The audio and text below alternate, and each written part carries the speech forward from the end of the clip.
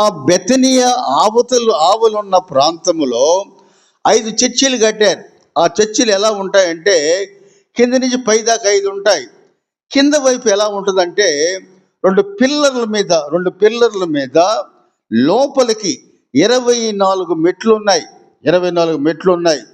ఒక అంతస్తు అంటే 16 మెట్లు. ఒక అంతస్తు అంటే 16 మెట్లు. 24 మెట్లు లోపలికి చర్చిలోకి వెళ్ళాలి.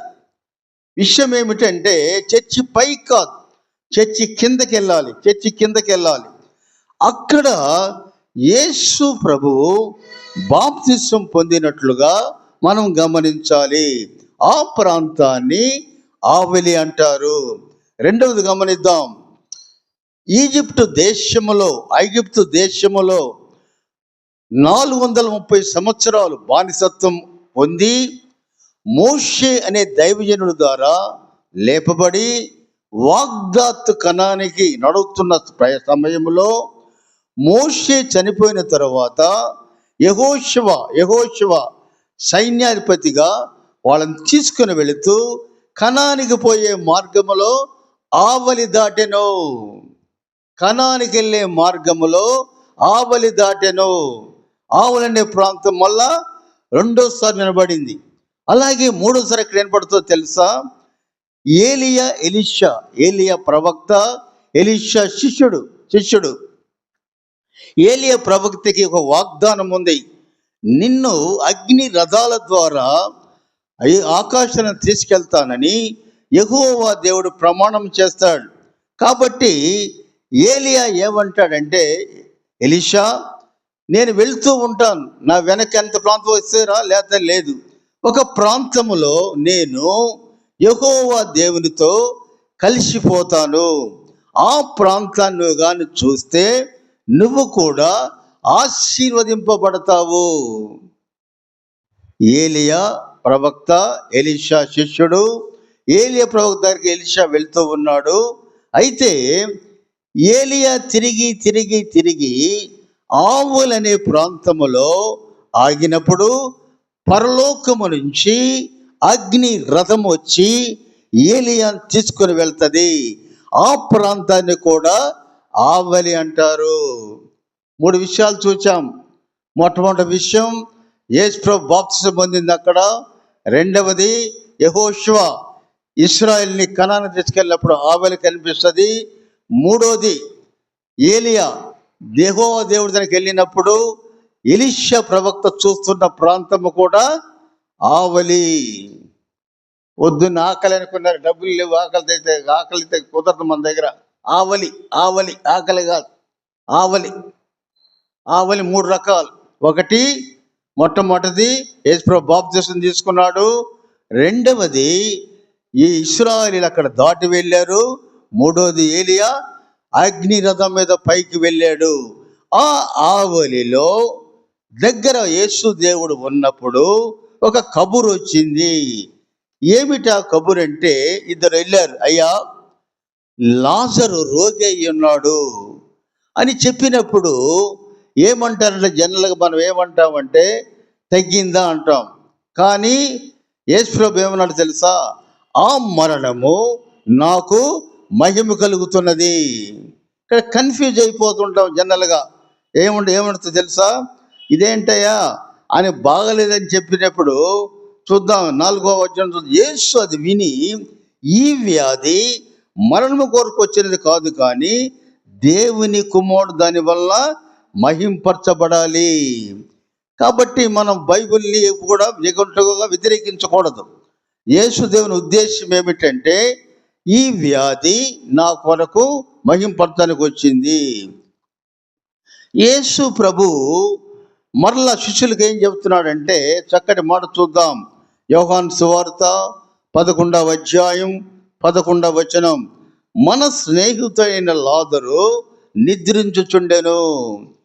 మీరు వింటానంటే కొంచెం లోతుగా వింటానంటే యోహాను సువార్త 3 భాగాలు చేయొచ్చు. యోహాను సువార్తని 3 భాగాలు చేయొచ్చు. మొట్టమొదటి 16 వచనాలు ఒక భాగం, 17 నుంచి 37 వచనాలు ఒక భాగం, 38 నుంచి 44 ఒక భాగం. మొట్టమొదటి 16 వచనాల్లో ఒక భాగం, 17 నుంచి 37 వచనాల్లో ఒక భాగం, 38 నుంచి 44 వచనాల్లో ఒక భాగం. మొట్టమొదటి 16 వచనాల్లో అర్థం ఏమిటంటే యేసు ఆలస్యము చేయుచుండెను. ఆ బిడ్డలు వచ్చి అయ్యా లాజరు చనిపోయాడయ్యా అని చెప్తే యేసుప్రభు 2 దినాలు అక్కడ ఆగాడు. 2 దినాలు వెయిట్ చేసి అంటే రాలాయన 2 దినాలు ఆగాడు ఆయన. అంటే యేసు ఆలస్యం చేసను అంటే ఆలస్యం చేస్తే ఆందోళన వచ్చుద్ది. ఆలస్యం చేస్తే ఏమవుతుంది? ఆందోళన వచ్చుద్ది. ఆందోళన ఏం తెలుసుద్దంటే నీ జవాబుకు ఆన్సర్ దొరుకుద్ది. మనము కూడా ప్రార్థన చేస్తూ ఉంటాం, ఎప్పటికీ సమాధానం రాదు, ఆందోళన వస్తుంది. ఏమంటది? యెషయా గ్రంథం 1:14 వచనములో నీ చేతులు రక్తముతో నుండివి కనుక నీ ప్రార్థన నేను వినను. కాబట్టి అటువంటి మాటలు ఏమైనా వస్తాయా? దేవుని ఆశీర్వాదం ఏమైనా వస్తుందా అని చెప్పి ఆందోళన వస్తుంది. తర్వాత 17-37 వచనాల్లో యేసయ్య మార్తని మరియని ఆదరిస్తాడు. ఎలా ఆదరిస్తాడో తెలుసా? ఒక ఆమె ఎప్పుడు మార్త నిలబడి ఉంటుంది, మరియమ్మ కూర్చొని ఉంటుంది. మార్త నిలబడి ఉంటుంది, మరియమ్మ నిలబడి ఉంటుంది. మార్తని ఎలా ఆదరిస్తాడు? మార్తమ్మని మాటలతో ఆదరిస్తాడు, మరియమ్మని ప్రార్థనతో ఆదరిస్తాడు. మార్తని మాటలతో ఆరాధిస్తాడు, మరియమ్మని ప్రార్థనతో ఆరాధిస్తాడు. తర్వాత 38-44 వచనాలు చూస్తే లాజరును బతికించాడు, అద్భుతం చేశాడు. అద్భుతం చేయటం వల్ల అందరు కూడా ఆయన్ని ఆరాధించారు. మొదటి 16 వచనాల్లో యేసు ఆలస్యం చేయటం వలన ఆందోళన వచ్చింది. 17-37 వచనాల్లో యేసు ప్రభు మార్తని మరియని వేరువేరుగా దీవిస్తాడు. ఎలా దీవిస్తాడు అంటే కొంతమందికి చదువు ఉంటుంది, కొంతమందికి చదువు లేదు. అర్థమైందా? అలాగా మనుషులను ఆదరిస్తారు. మనుషులను బట్టి ఎలా ఆదరిస్తారు? బాగా చదువుకున్నాడు అనుకోండి, యేసు దేవుని ఆలోచన వేరు, చదువు లేదు ఆలోచన వేరు. కాబట్టి మార్త మరి ఇద్దరు ఒకటే మాట మాట్లాడారు. ఏం మాట్లాడారు తెలుసా? నువ్వు ఇక్కడ ఉంటే నా సహోదరుడు బ్రతికుండేవాడు కదా, నువ్వు ఇక్కడ ఉంటే నా సహోదరుడు బ్రతికుండేవాడు కదా. ఆ మాటల్లో భేదం లేదు, మాటలు ఒకటే. కానీ యేసు ప్రభు యొక్క తీర్పులు ఎలా ఉంటాయంటే మనుషులు బట్టి ఉంటాయి. అలాగే మార్త చాలా ధైర్యవంతురాలు, మరియా ఆదర్శవంతురాలు. మార్తకి మాటతో చెప్పాడు, మరియకి ప్రార్థనతో చెప్పాడు. కాబట్టి మన జీవితాలు ఎలా ఉండాలంటే మరియలాగన్నా ఉండాలి, మార్తలాగన్నా ఉండాలి. లాజర్లా ఉండకూడదు. లాజర్లా ఎందుకు ఉండకూడదంటే అతను జీవించినంత కాలం ఎన్నడూ కూడా యేసుతోటి స్నేహాన్ని కోరలేదు. అయితే యేసు ప్రభు ముగ్గురిని ప్రేమించాడు. చూద్దాం, యోహాను సువార్త 11:5 వచనం.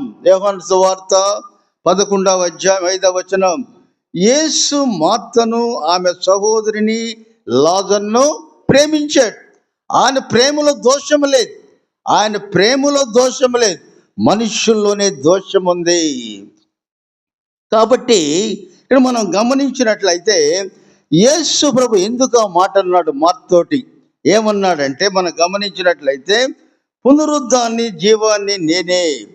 యేసు ప్రభు 2 రోజులు ఆలస్యం చేశాడు, బెతనియాకు బయలుదేరాడు. శిష్యులు అడుగుతూ ఉన్నారు, అయ్యా లాజరు చనిపోయాడు కదా, మనం వెళ్ళి ఏం చేస్తాం? యేసు శిష్యుల్లో తొందరపడే నైజం వరకు ఉందంటే థామస్కు ఉంది, తోమాకి ఎక్కువ ఉంది. తోమా చాలా ఎక్కువ ఆవేశపడ్డాడు. మనం గమనించినట్లయితే యోహాను సువార్త 11:16 వచనం. యోహాను సువార్త 11:16 వచనం. అందుకు దిదుము అనబడిన తోమా ఆయనతో కూడా చనిపోటుకు మనం వెళ్ళుదాము. ఈ మాట ఎట్లుందంటే నిష్ఠూరంగా ఉంటుంది. నిష్ఠూరంగా, ఒరే చనిపోయాడు కదా, ఆడపోయి మనం ఏం చేస్తాం? ఆయన చనిపోయాడు లాజరు. అందుకే తోమ ఏముంటే మనం కూడా పోయి చద్దాం, అక్కడ మనం పోయి చద్దాం. అనే ఉద్దేశంతో మాట్లాడతాడు. కానీ యేసు ప్రభు ప్రయాణంలో మనం గమనించినట్లయితే ఆయన చక్కటి మాట చెప్తాడు. మాటకి ఏముంటాడు తెలుసా? పునరుద్ధానము జీవము నేనే. అంటే లాజరుని నేను బ్రతికించగలను, లాజరుని నేను బ్రతికించగలను. యేసు ప్రభు శిష్యులు ఎందుకంత నమ్మకంతో ఉన్నారంటే, ఆయన మనం గమనించినట్లయితే లూకాసు సువార్త 8వ అధ్యాయం 52వ వచనం, లూకాసు సువార్త 8వ అధ్యాయం 52వ వచనం, ఏడ్వవద్దు, ఆమె నిద్రించున్నదే కానీ చనిపోలేదని చెప్పాను. యాయూరు కుమార్తె ఆమె జబ్బుపడి చనిపోతే యేసు దేవుడు ఏమంటున్నాడంటే, ఆమె నిద్రపోతుంది. మనము కూడా మన గృహాలకు మందిని కోల్పోతాం. కోల్పోయినప్పుడు చనిపోయిన వాళ్ళు ఎలా ఉంటారో తెలుసా? చక్కగా విశ్రాంతి తీసుకుంటారు. ఈ లోక బాధలు, ఈ లోక ఆశలు వాళ్ళకు ఉండవు. నిద్ర చక్కగా పోతుంటారు. కాబట్టి చనిపోయిన వాళ్ళు చక్కగా నిద్రపోతుంటారని తెలియటం మనకు కూడా అదృష్టమే. ఎందుకు? మనము చనిపోతాం కాబట్టి, చనిపోయిన తర్వాత మనం కూడా నిద్రిస్తున్నాం కాబట్టి చనిపోవటం భారము కాదు, అది రెండవ జన్మకి పునాదిగా, మన రెండవ అవతారానికి పునాదిగా మనం గమనించాలి. ఇక్కడ శిష్యులు ఏం చేస్తున్నారంటే, నిరీక్షణ ఉందో వాళ్ళకి. ఏమిటా నిరీక్షణ? యేసు ప్రభు చనిపోయి బ్రతికాడు. యేసు ప్రభువు చనిపోయి బ్రతికాడు. మనం చూద్దాం. అపోస్తుడైన పౌలు కొరింథీయులకు రాసిన మొదటి పత్రిక 15వ అధ్యాయం 6వ వచనం. అపోస్తుడైన పౌలు కొరింథీయులకు రాసిన మొదటి పత్రిక 15వ అధ్యాయం 6వ వచనం. అటు పిమ్మట 500 ఎక్కువైన సహోదరులకు వీళ్ళు అనేకులు ఇప్పటి వరకు నిలిచి ఉన్నారు, కొందరు నిద్రించి ఉన్నారు. శిష్యుల్లో ఎందుకంత నమ్మకం అంటే, యేసు ప్రభు ఎమ్మై అనే ప్రాంతంలో ఒక్కసారి 500 మంది కనిపించినట్లుగా మనం గమనించాలి. కాబట్టి యేసు ప్రభు ఆయన నమ్మితే మనం కూడా పునరుద్ధానం అవుతాము అని తెలియజేయడానికి 4 సువార్తల్లో 4 మాటలున్నాయి. యేసు ప్రభు పునరుద్ధానం చెందాడని నమ్మటానికి మనకు కూడా 4 సువార్తల్లో 4 మాటలు ఉన్నాయి. మత్తయి సువార్త 28వ అధ్యాయం 20వ వచనం. మత్తయి సువార్త 28వ అధ్యాయం 20వ వచనం. నేను మీకు ఏ సంగతులను ఆజ్ఞాపించితినో వాటన్నిటినీ గైకొనవలనని వారికి బోధించుడి. ఇదిగో నేను యుగ సమాప్తి వరకు సదాకాలం మీతో కూడా ఉన్నాను. మార్కు సువార్త 16వ అధ్యాయం 6వ వచనం. మార్కు సువార్త 16వ అధ్యాయం 6వ వచనం. కలవరపడకుడి, సిలువ వేయబడి నజరేయుడుగా యేసును వీరు వెతుకుచున్నారు, ఆయన లేచి ఉన్నాడు, ఇక్కడ లేడు. లూకాసు సువార్త 24వ అధ్యాయం 44వ వచనం. లూకాసు సువార్త 24వ అధ్యాయం 44వ వచనం. మోషే ధర్మశాస్త్రములోను ప్రవక్త గ్రంథములోను కీర్తనలలోను నన్ను గూర్చి వ్రాయబడినవన్నీ నెరవేరవలనని నేను మీ యొద్ద ఉండినప్పుడు మీతో చెప్పిన మాటలు నెరవేరనని వారితో చెప్పాను. యోహాను సువార్త 20వ అధ్యాయం 17వ వచనం. యోహాను సువార్త 20వ అధ్యాయం 17వ వచనం. నేను ఇంకను తండ్రి యొద్దకు ఎక్కిపోలేదు కనుక నన్ను ముట్టుకొనవద్దు. అయితే నా సహోదరులకు వెళ్ళి నా తండ్రియు మీ తండ్రియు నా దేవుడును మీ దేవుడినైన వద్దకు ఎక్కిపోచున్నానని వారితో చెప్పాను. యేసు ప్రభు ఈ లోకములో ఉన్నప్పుడు 3 బ్రతికించాడు. ఒకరు నయనా అనే ఒక చిన్న అమ్మాయి, రెండవది కపెర్నహూములో ఉన్నటువంటి కుమారుడు, మూడవది లాజర్. వీళ్ళు 3 బ్రతికించిన తర్వాత ఒక మాట విందాం. ఏంటో మాట అంటే, నేను పునరుద్ధానమును జీవమును. చనిపోయిన తర్వాత లాజరు 4 రోజులు ఎక్కడున్నాడు ప్రశ్నించుకోవచ్చు. లాజరు చనిపోయాడు, మళ్ళా వచ్చాడు, మళ్ళా బతికాడు.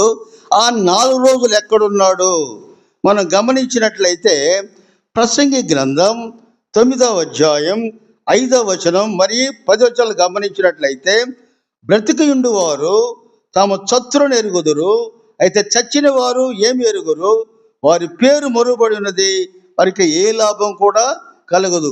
నువ్వు పో పాతాళమందు పని అయినను ఉపాయమైనను తెలివైనను జ్ఞానమైనను లేదు. యేసు ప్రభువు లాజర్ని మళ్ళా జీవం ఇచ్చి ఈ లోకాన్ని తీసుకొని వచ్చాడు. మనకు కూడా అటువంటి నిరీక్షణ మనకు ఉన్నదా? మార్త అడుగుతున్నాడు, నేను ఎవరిని?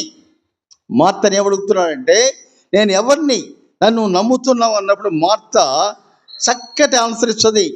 యోహాను సువార్త 11వ అధ్యాయం 27వ వచనం. యోహాను సువార్త 11వ అధ్యాయం 27వ వచనం. అవును ప్రభువా, నీవు దేవుని కుమారుడు అని క్రీస్తువని నమ్ముచున్నాను. కాబట్టి మన విశ్వాసం ఎలా ఉండాలి? విశ్వాసం ఎలా ఉండాలంటే, యోహాను సువార్త 17వ అధ్యాయం 3వ వచనములో చక్కటి మాట ఉంది. అద్వితీయ దేవుడు అయిన నిన్నును నువ్వు పంపిన క్రీస్తును ఎరుగుటియే నిత్య జీవము. అపోస్తుడైన పౌలు తిమోతికి వ్రాసిన మొదటి పత్రిక 2వ అధ్యాయం 4-5 వచనాలు చూద్దాం. అపోస్తుడైన పౌలు తిమోతికి వ్రాసిన మొదటి పత్రిక 2వ అధ్యాయం 4-5 వచనాలు. ఆయన మనుషులందరూ రక్షణ పొంది సత్యం గురించి అనుభవజ్ఞానం గలవారై ఉండాలని ఇచ్చయించుచున్నాడు. కాబట్టి ఎవరు యేసు ప్రభు? యోహాను సువార్తలో దేవుని కుమారులాగా వస్తూ ఉన్నాడు. అసలు ఎవరు యేసు ప్రభు? దేవుడు ఒక్కడే, దేవునికి నరునికి మధ్యవర్తి ఒక్కడే, ఆయన యేసు క్రీస్తుని నరుడు. కాబట్టి పునరుద్ధానం, యేసు దేవుడు చనిపోయి మళ్ళా బతికాడు కాబట్టి మనం కూడా చనిపోయి బతుకుతామనే నిరీక్షణ, పునరుద్ధాన నిరీక్షణ మనకు కూడా ఉండాలని కోరుతూ ఉన్నారు. చనిపోయిన వాళ్ళు నిజంగా బ్రతుకుతారా? ఒక ప్రశ్న వేసుకుందాం. చనిపోయిన వాళ్ళు నిజంగా బ్రతుకుతారా? యెషయా గ్రంథం 26వ అధ్యాయం 19వ వచనం. యెషయా గ్రంథం 26వ అధ్యాయం 19వ వచనం. మృతులైన నీ వారు బ్రతుకుదురు, నా వారి శవములు సజీవులగును, మేల్కొని ఉత్సహించుడి. దానియేలు గ్రంథం 12వ అధ్యాయం 2వ వచనం. దానియేలు గ్రంథం 12వ అధ్యాయం 2వ వచనం. మరియు సమాధుల్లో నిద్రించు అనేకులు మేలుకొనెదరు. యోహాను సువార్త 5వ అధ్యాయం 28 వచనాలు కూడా చూద్దాం.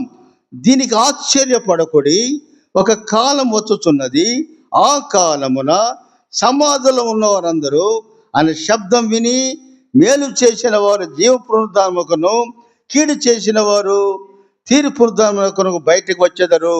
ఇక్కడ మనం చదువుకున్న సమస్య ఏమిటంటే, యేసు దేవుడు ఆవులనే ప్రాంతానికి వెళ్ళి బాప్తిస్వం పొందిన తర్వాత ఆయన లాజరు దగ్గరికి వెళ్ళినప్పుడు అక్కడ జరిగిన సంఘటన ఏమిటంటే, లాజరు చనిపోయి 4 రోజులైంది, అయినా సరే లాజరు బయటికి రా అన్నప్పుడు లాజరుకి మళ్ళా జీవాన్ని ఇచ్చి లాజరుని బ్రతికించిన దేవుడు నిన్ను నన్ను బ్రతికించడా? ఆ నిరీక్షణ మనకుందా? యేసు ప్రభువు నమ్ముకుంటే మనం కూడా మళ్ళా పునరుద్ధానం పొందే నిరీక్షణ మనకుందా? తప్పకుండా ఉండాలి. మరణం ఎలా ఉంటుంది? మరణం ఎలా ఉంటుంది అంటే గాఢ నిద్రలాగా ఉంటుంది. మరణం ఎలా ఉంటుంది అంటే గాఢ నిద్రలాగా ఉంటుంది. అట్టని చెప్పి ఇంటికి వెళ్ళి భర్తల మీద రాళ్ళు వేయబాకండి. వాక్యం వరకు చెబుతున్నా, నేను వాక్యం వరకే చెబుతున్నా. పోయి తక్కువ రాయి నిద్రపోయి అనబాకండి. మరణము గాఢ నిద్ర లాంటిది. చూద్దాం. కీర్తనల గ్రంథం 13వ కీర్తన 4వ వచనం చూద్దాం. కీర్తనల గ్రంథం 13వ కీర్తన 4వ వచనం. నేను మరణ నిద్ర అందకుండా నా కన్నులకు వెలుగు నిమ్ము. అపోస్తుడైన పౌలు కొరింథీయులకు రాసిన మొదటి పత్రిక 15:20లో కూడా, ఇప్పుడైతే నిద్రించిన వారిలో ప్రథమ ఫలముగా క్రీస్తు మృతుల్లో నుండి లేపబడి ఉన్నాడు. తెస్సలోనిక పత్రిక 1వ అధ్యాయం 4వ అధ్యాయం 13వ వచనములో, సహోదరులారా, నిరీక్షణ ఇతరుల వలె మీరు దుఃఖపడకుండా నిమిత్తము నిద్రించే వారిని గురించి మీకు తెలియకుండాట మాకు ఇష్టము లేదు. కాబట్టి చనిపోయిన వాళ్ళు నిద్రిస్తున్నారు. యోబు అంటాడు. యోబు ఎవరు? సాతానికి దేవునికి సవాల్లో యోబు ఓ మధ్యవర్తిగా ఉండి దేవుణ్ణి గెలిపిన మహాభక్తుడు. తన ఆస్తి పోయింది, తన పిల్లలు వెళ్ళిపోయారు, యెహోవా ఇచ్చెను, యెహోవా తీసుకొని పోయాను, యెహోవా నామమునకు స్తుతి కలుగును గాక. అటువంటి యోబు దేవుణ్ణి ప్రశ్న అడుగుతున్నాడు. ఏమడుగుతున్నాడు తెలుసా? మరణమైన తర్వాత నలుగురు బతుకుతారా? యోబు కూడా అనుమానం వచ్చింది. ఏమనుమానం వచ్చింది? నిజంగానే మనుషులు తిరిగి లెగుస్తారా? అయితే పరిశుద్ధాత్మ పూర్ణుడైన యోబు మరలా అతనే ఆన్సర్ ఇస్తున్నాడు. నువ్వు పిలిచిదవు, నేను నీ ప్రత్యుత్తరం ఇచ్చేదను, నీ హస్తకృత్యబడల నీకు ఇష్టము కలుగును. ఎందుకు? యేసు ప్రభువుని దేవుడికి ఎందుకు మనం తెలుసుకోవాలి? ఈ ఉదయకాలం ప్రశ్నించుకుందాం. లాజరును లేపాడు, అంతకుముందు ఇద్దరిని లేపాడు. అలాగే స్వయంగా ఆయనే పునరుద్ధానాన్ని పొంది ఆకాశములో పరలోకములో తన తండ్రి కుడిపార్శ్వమున కూర్చొని నీ కొరకు నాకు విజ్ఞాపన చేస్తున్నాడు.